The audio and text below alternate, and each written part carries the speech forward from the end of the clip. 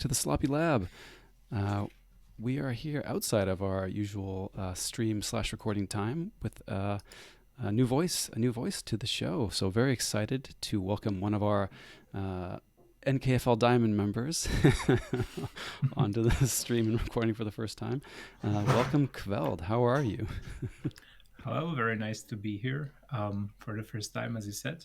Uh, I'm pretty good, you know. I'm excited because I believe we're going to be talking today about quite a, well, maybe not spicy, but an interesting, multifaceted topic in the Keyforge community. So good to be here. And yeah, Yeah, I'm very excited. I think spicy is a fair characterization. yeah, actually, at least like let's say some things about it might be spicy or have been spicy in the past. Absolutely. So today we are going to talk about the TCO tracker, an effort to reboot the TCO tracker, as it were, and and maybe some of the lead up to that, or kind of in parallel to some of the efforts. You thought it would be a good idea, and I guess we all were like, well, maybe we should get the community's take. Um, so uh, you teed up a survey to send out to the community. We kind of did some rounds on it as well. But yeah, why don't you kind of walk us through what was asked in the survey, what we thought was good to get feedback on, and I mean, I'll have some things to chime in too. Yeah, of course. So uh, the thing about the tracker, like the main thing I'd say, is that it was a bit controversial. Like I there are some things like I don't remember exactly, and of course, like the response from the community wasn't always, let's say, the same in all, let's say, fragments of the community, of course. Mhm. But I'd say like at the heart of it, there were some issues. Um, so uh, yeah, I thought that it would be best to basically just get some feedback, like even before starting anything, b- to just not have a kind of situation when we start working on something and then it turns out that like it's not even something that anyone wants, or even worse, is like actively against it. However, spoiler, that doesn't seem to be the case. Mhm. So, yeah, yeah. So the survey was, I'd say, like rather broad in the like its questions, and there was also some free text, let's say, places for Mhm. feedback. However, I'd say like the main things that um, had to be considered were like the stuff around privacy issues, because it was like one of the things that was kind of controversial in the previous iteration of the tracker. Um, and I know that actually the like the issues at play here are very philosophical sometimes, even in the sense that like some people have very different ideas about um, the privacy issue with the tracker. Like some would say that I have all the rights to like upload the game that I played to a public place, let's say, like the old Keep tracker, and like it's my game. I played it, so I can do whatever I want with it. Others would like have a different opinion. Uh, and uh, personally, I don't have like very strong opinions either way, but I did want to, um, let's say, get a feel for the like community, uh, general feedback about this. And also, what's like important is the details, I'd say, because so like if someone just said, yeah, I didn't like the privacy on the old tracker, then that's one thing. But to really make something useful now, uh, it's good to have some more like specifics. And I think we were able to gather some interesting data about that. Mm-hmm. Uh, so uh, let me maybe, uh, if we're talking about specifics, we can go and maybe with that intro talk start talking more about like the actual results of the survey.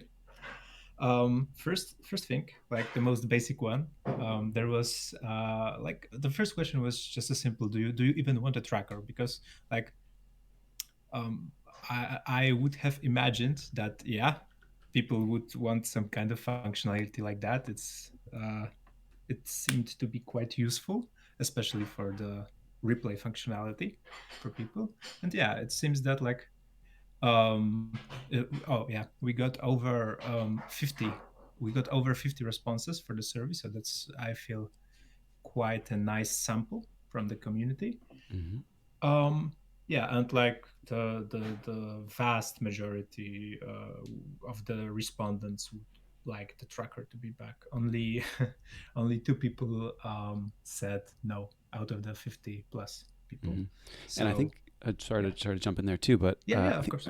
I think worth saying that the two respondents were indicated that they wouldn't necessarily use it, but I don't even know that I would go so far as to say that they actively did not want to see it exist, right? Yeah. So maybe a good distinction too. Mm-hmm. Yeah, that's true.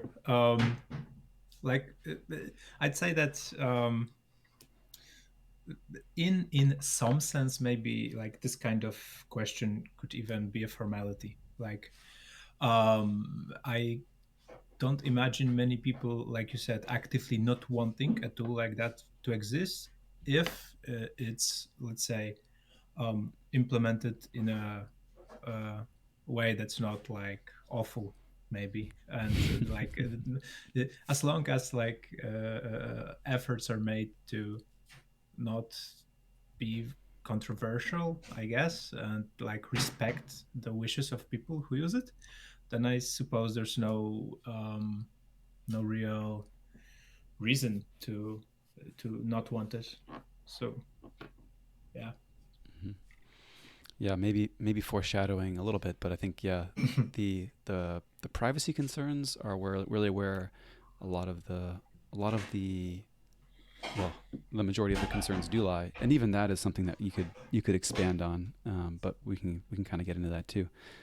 So yeah, but good to see that overwhelming kind of, at least among the responses, an overwhelming kind of indication that this is a thing folks would want.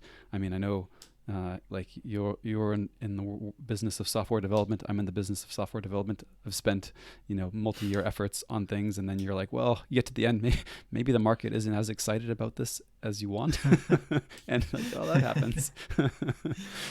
Yeah. Yeah, yeah. Mhm. That's always the worst, I guess. Cool. So yeah, great response rate, and really cool to see that we were not off base and that folks really are kind of as excited as we were hoping that they would be. Mm-hmm. Yep, yep. It's very like very good to see. Um, and in the next question, we went straight into the meat of the privacy issue, basically asking folks about how private would they want their recorded games to be.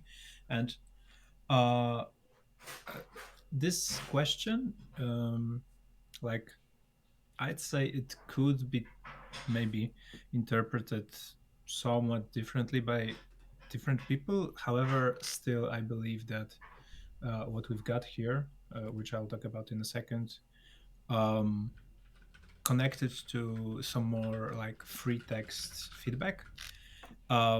paints like a specific picture of what can be done to appease the issues and controversies in the context of the tracker.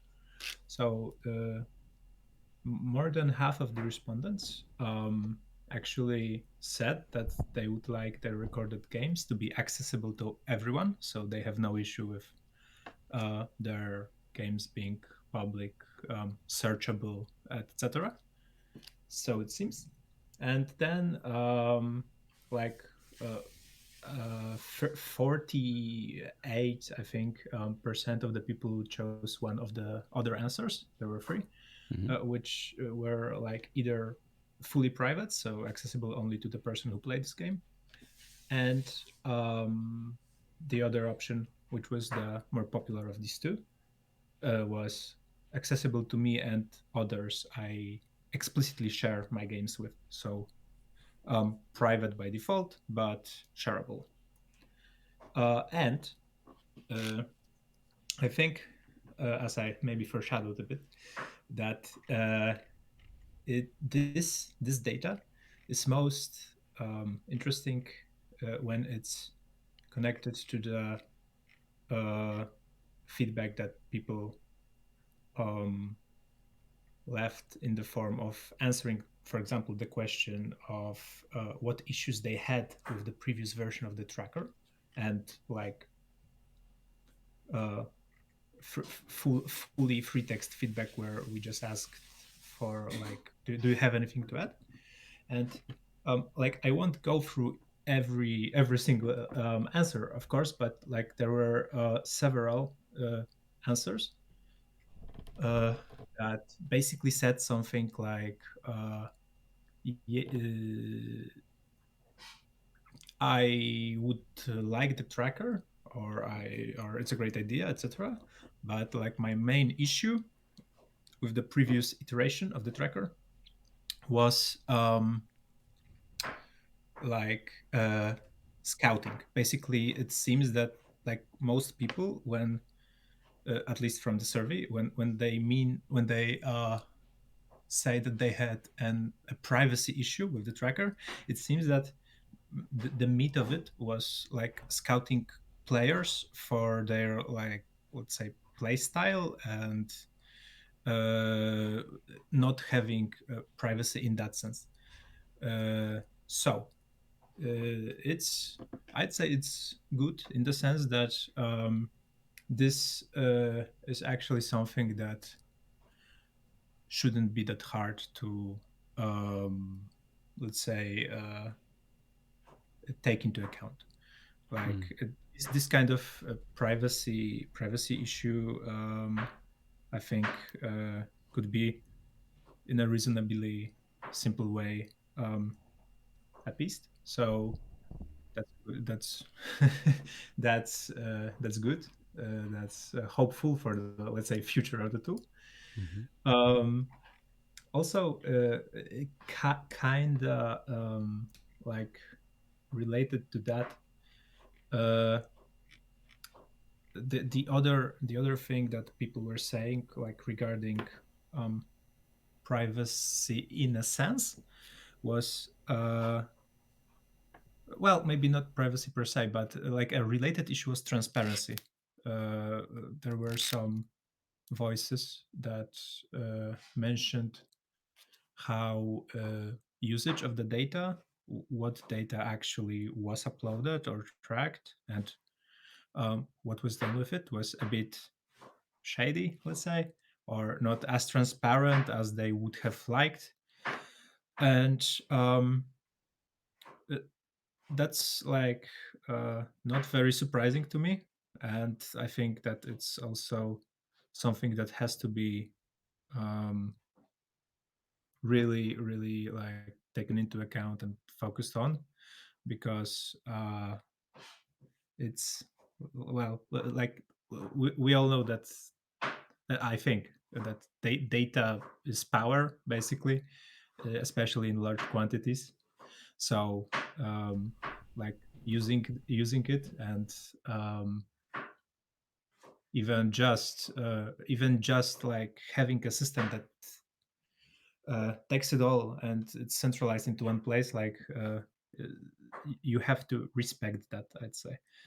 uh, but I think that like in this case, there are also ways to, I feel, uh, make it, let's say, like obviously like very transparent, but also um, like more useful than before, I'd say, than in the old tracker. Basically, just sharing, for example, like more of the raw data and not just just through the like website, but also giving back the community the data that is well, that is basically made by the community. So so I think, so I feel that's only fair. It's the only, like, let's say, the only thing here is this this would, like, the thing I've thought about was maybe an issue here would be some kind of anonymization would be required. But then again, after some more thoughts, I think even we talked about it a bit, how we wouldn't want to even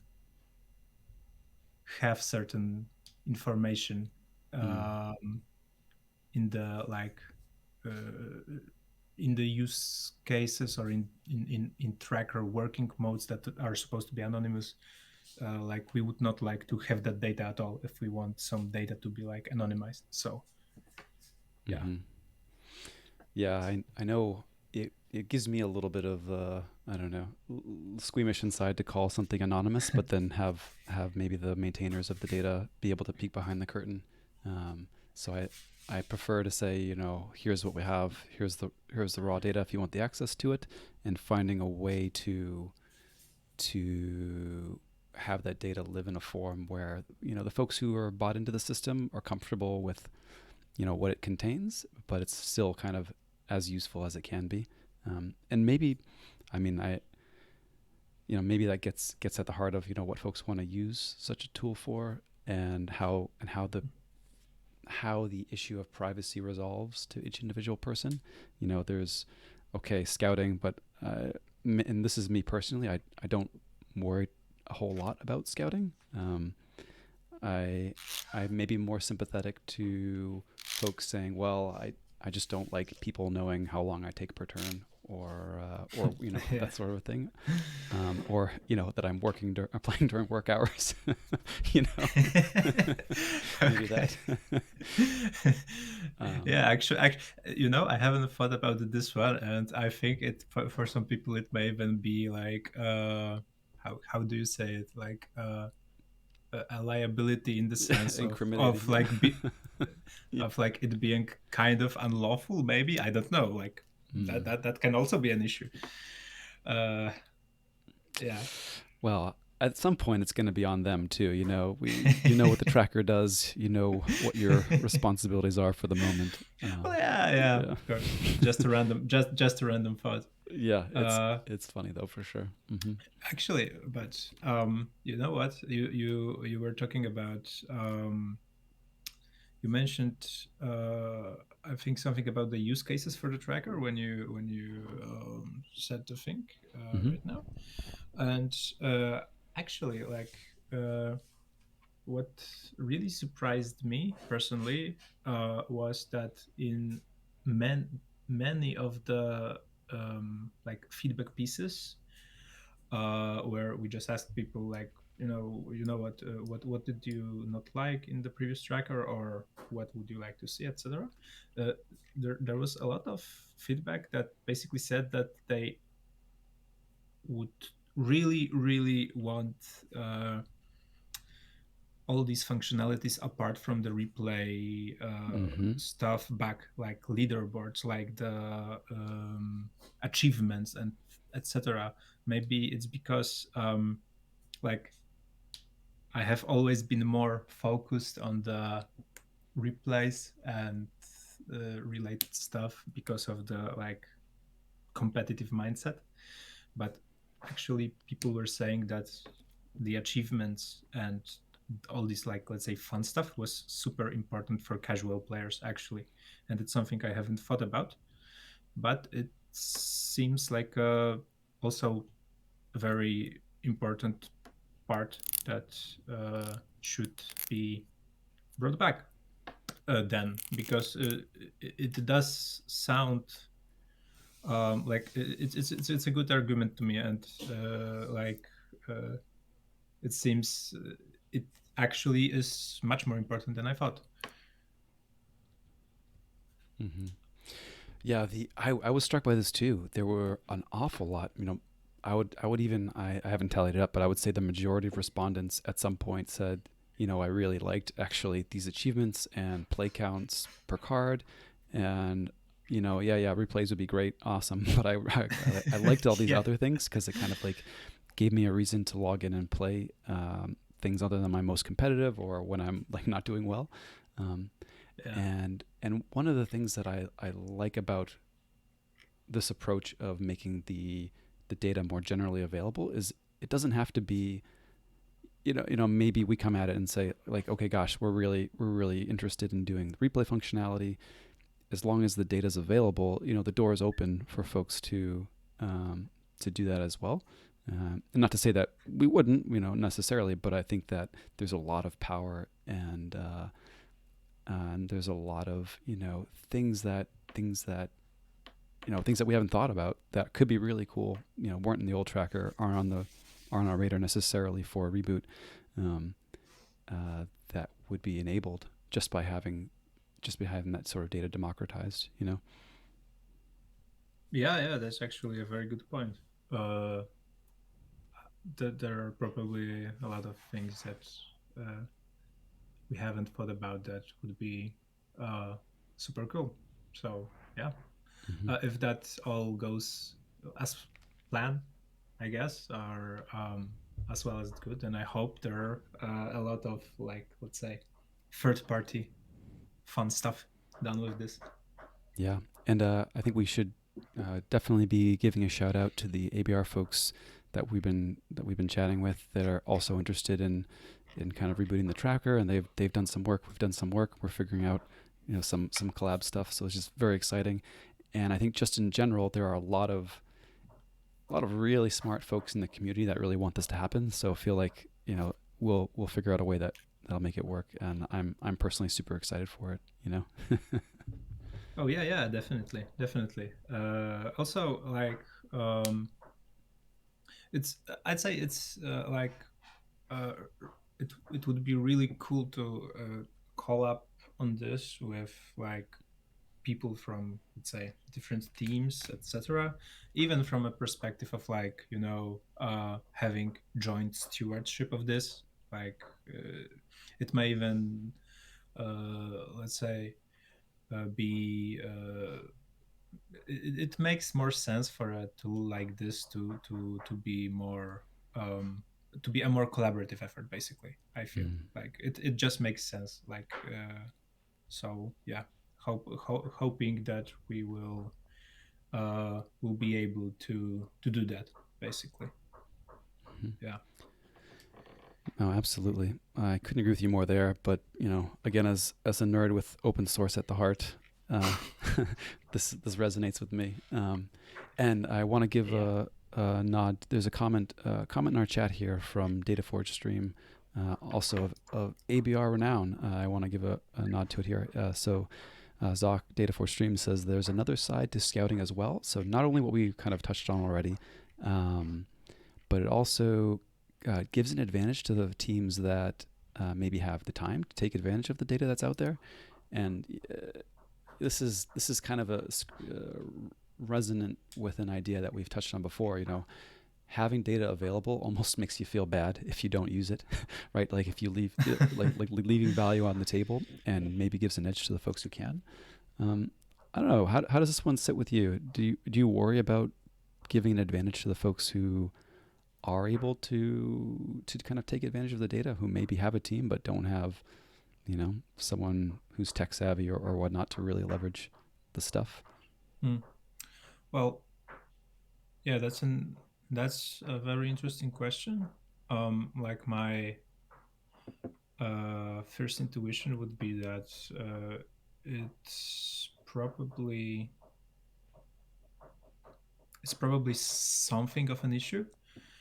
Um, at the same time, uh, like it depends on a few things, because we're like assuming here that um, someone is preparing for some kind of, let's say, competitive advantage, right? Mm-hmm. And they're wanting to use this data um, to have more of an advantage. So I kind of agree that if you have all this data gathered, then in some ways maybe it does put some of a burden of using it even. However, at the same time, like this effort, at least the way I think about it, especially in the context of a team, specifically competitive team, Mm-hmm. I would say that a similar kind of effort would still be expanded in the context of some very competitive teams. Mm-hmm. Uh, like even for example, like I don't know, playing some matchup, like playing I don't know 20 games with someone to just get a matchup, generate your own data. You know you're playing a great player. Mm-hmm. Maybe he played like if you're in a competitive team, then your teammates probably played the other competitive players a lot. Maybe they know something about their playstyle. Maybe they have some logs stashed. Maybe they have some experience with their decks, etc., etc. So what I mean is, I don't think it's that much of a jump from this to like using uh, data here, uh, and I'm assuming here that uh, we're talking about like scouting in the context of like preparing for a certain player, for example, or something like that. Mm-hmm. And also, uh, yeah, uh, I'm also like assuming here that we're having an implementation of the tracker that we were thinking about. Maybe this wasn't, maybe we didn't explicitly say it before, but we were thinking about an implementation that would wouldn't attach your name to a game if you didn't want it to, basically. So Mm-hmm. there wouldn't be like your uh, like games searchable by your name, let's say.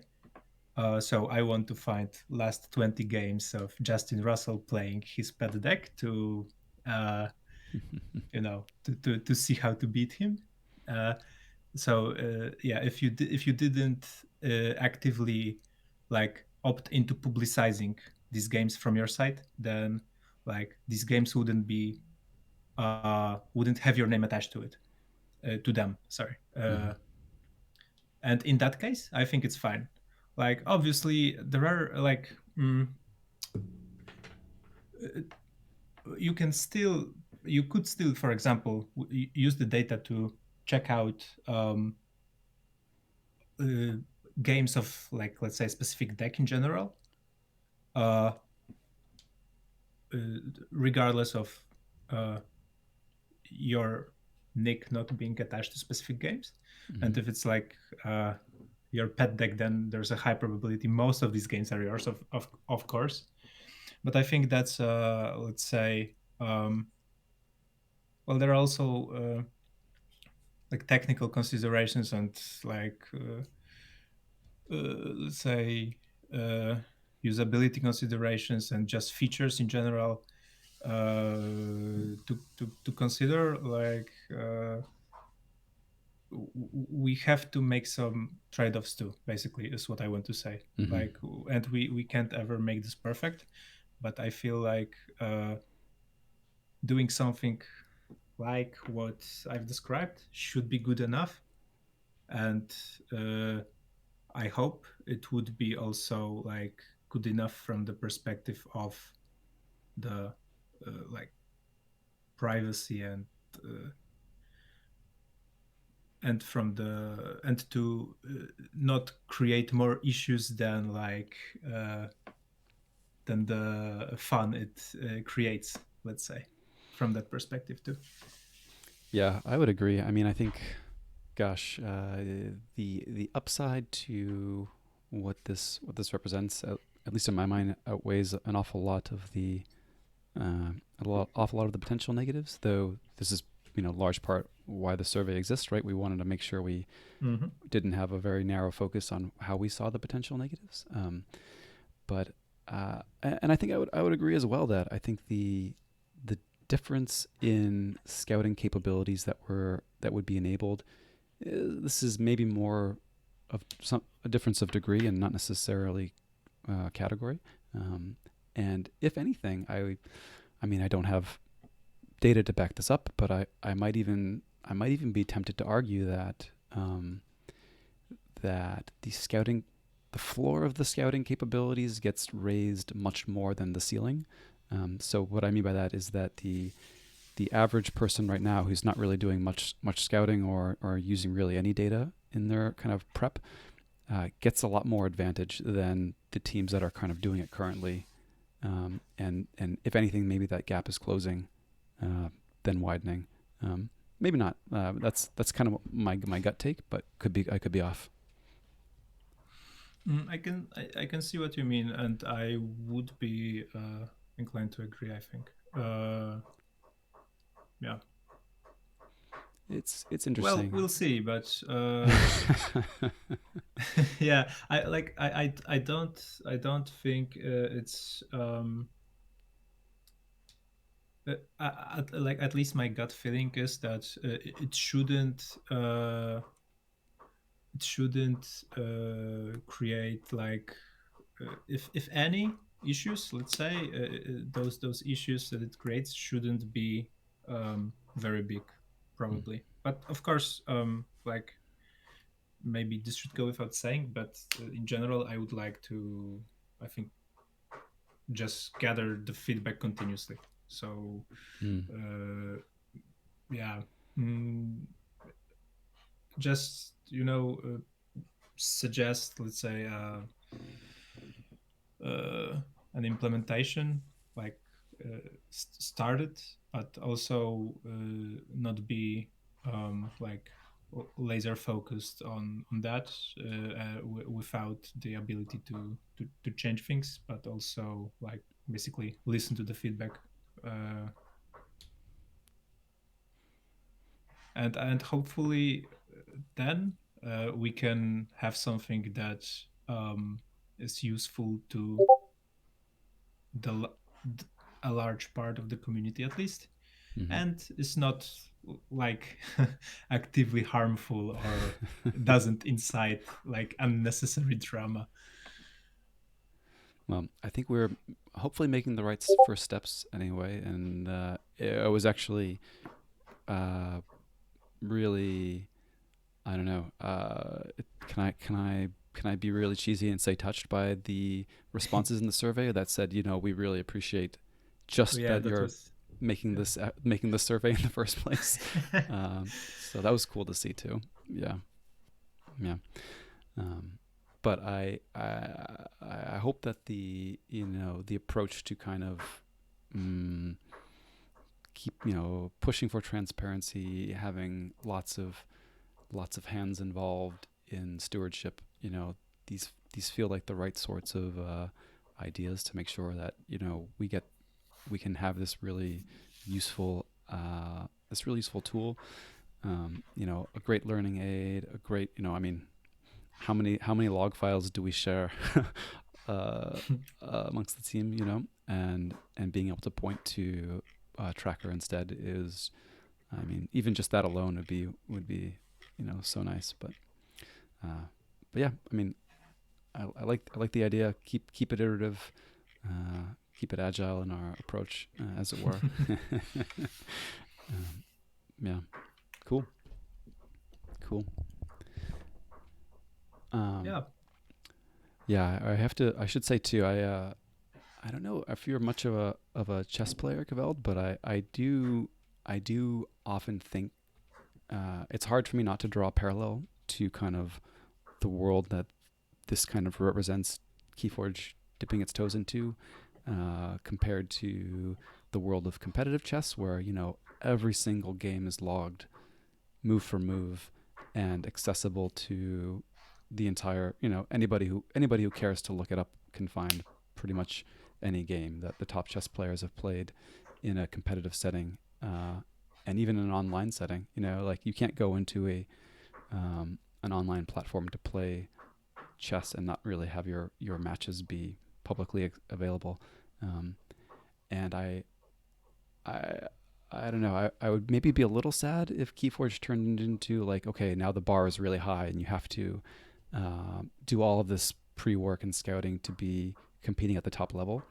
But I do think that the unique deck nature of the game and the random elements that are just fundamentally part of it mitigate that to extent. I mean, I could look at every single game you've played with your favorite deck, but when I walk into a match with, um, my pet deck, like there's just not going to be a record of that before unless we've played that match before. But if we have, then chances are decent that I remember it and save the log anyway. Yeah. Yeah, I think it's like I'm not a big chess player, not at all. I have played chess in the past, but never at a very high level. Um, However, yeah, I do agree that it's probably more of an issue in a deterministic game, let's say, like chess. Mhm. Um, Also, uh, I'd say that even like in in that uh, case that you mentioned about chess, like I don't know how much do people like generally really specifically target like players in chess Oh or yes. Oh yeah. yes, I okay, mean, not at the okay, level that I'm playing. I'm kind of, yeah, okay. but no one's Okay. like, who is this guy? Whatever. He's just going to blunder on move four and I don't need to prepare. But, if you were walking into, the World Chess Championship and Hmm. sitting down against a known top player, you would have prepared for their opening repertoire and have refutations Hmm. and studied the theory on Okay. the openings they would typically play for sure. Hmm.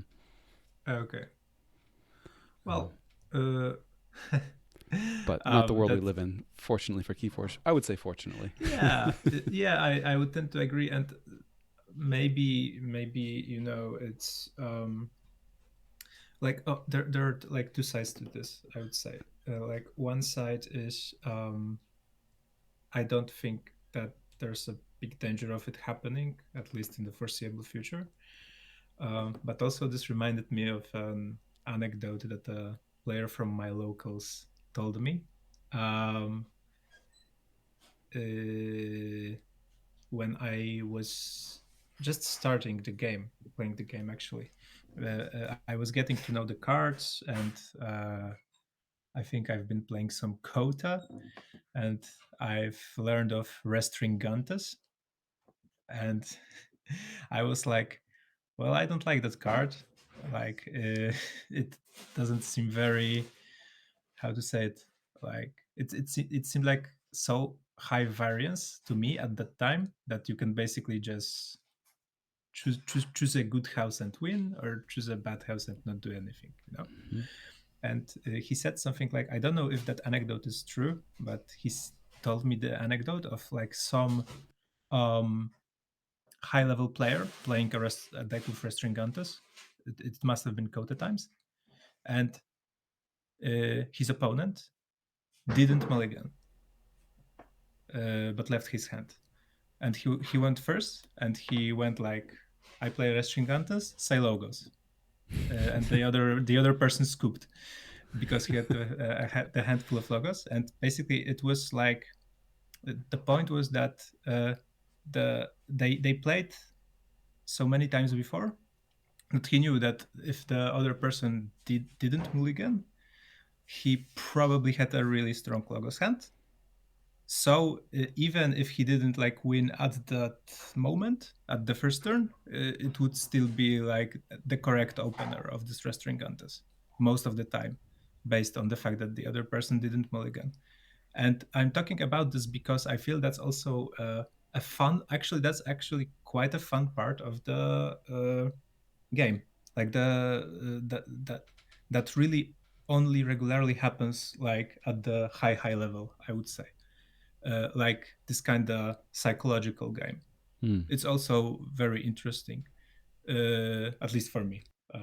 So even if some part of that were, let's say, um, boosted with more data, for me at least, like it wouldn't be that bad because I find it also fun.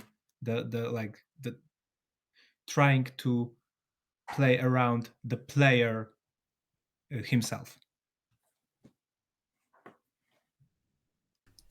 Yeah, I think I would agree with you on there as well. I don't know that the fix for I don't know that I could get behind an argument that said the fix for I don't know keeping top competitive teams from doing their thing or top players from doing their thing is to try to hide the data. It'll get out, like it'll be there, and it makes cool moments too. It makes these cool moments like you just described.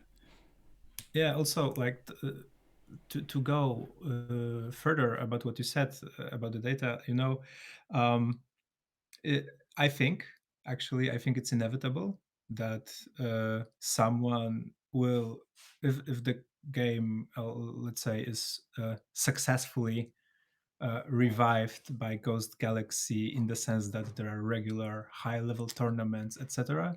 I think it's inevitable that competitive teams will have some kind of tracker with some automated data analysis, etc. Uh, and like obviously, like this would be their games probably. However, uh, there are some shady stuff that you could do also with, let's say, observing games if you really wanted to. But I feel like there's no way to just fully cancel the possibility of like gathering data and automated analysis of it, and actually um, taking this challenge head on and trying to do it in a way that is transparent and useful to more of the community uh, is better than just hiding your head in the sand, I would say, and like ignoring this completely. Mm. That's my, I would say, intuition at least. Well, the trick will be the trick will be finding that path, striking the balance, as it were. So, but it's doable. I feel, I hope, and I think we're on some, I don't know, good, making good progress toward it. I would say. Yeah. Yeah, hopefully, hopefully can make it useful and yeah. Cool. Well, I do have to apologize. We'll have a hard stop edition of the bottom of the Beaker in a few minutes. But I don't know. Is there any other points you wanted to hit on before we wrap up here? mm, uh, are there any more points? Not really. Like I think we went through the most important uh, parts. Yeah. Uh, Also, I like just one more thing. Like there were some issues around, for example, timer data, Mm-hmm. etc., which I'd say like it, there's an argument to be made that. there's like nothing wrong with showing this data. However, at the same time, I can understand that some people might feel probably shamed by this, or like, I don't know, picked on. And in general, like, my philosophy to all the features would be to basically err on the side of um, like respect. So if this kind of data would like were likely to create more issues than the nice features, let's say, it would get, then I would err on the side of like not not gathering this. Mm. Yeah, the timer data is an interesting one. My big takeaway from those charts was that I was not taking enough time to think on my turns. So I'm sure some folks saw those and were embarrassed because their numbers were high. I was embarrassed that my numbers were low, and I think if I looked at my charts now, I would see much longer turns time wise, and hopefully improved results in other areas. Hmm. But yeah, yeah, I think erring on the side of I don't know, not making folks uncomfortable with the data that's out there is good. Though some of it's going to be tough to get around, but that's why we're having the conversation. Um, so I guess I know in closing, and a good question from Data Forge on the prompt here. Any next steps that you want to? I don't want to hold you to the fire. But any next steps you want to call out, or is there any help that we want to elicit from the community right now, or is it more of a we'll have some more info coming out hopefully soon. uh no, I think the next steps are basically just, let's say, first, like, some initial plans and maybe talks with Aviator, because he's the one behind the ABR like tracker efforts. Um, there's a good chance that we'll collaborate on this. I would like it to be that way, also, like, for the reasons we mentioned, but also because of, let's say, um, more work power Mm-hmm. with a few more people. Uh, like, technically, um, there are some issues to be uh, fixed, let's say, in the like current MVP that I have been toying with of the tracker based on the code left behind by Grant. Uh, yeah, I think that we'll just try to.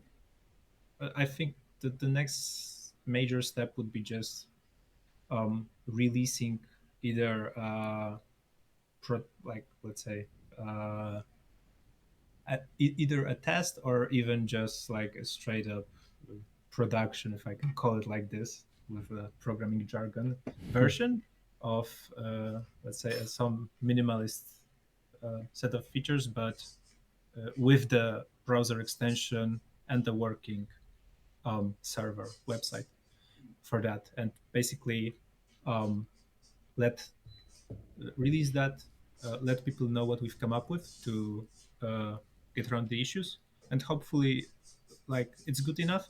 And then, if it is, um, we can uh, get to the like other fun details. No, I'm not sure about the, let's say, um, like, I can't really estimate when anything would be released, but it is a nice enough tool that I would like to really get some work done soon on it. Cool. Well, that sounds good to me. Why don't we call it there for now? But I'm sure we'll be hearing more about it in the not too distant future. Yep.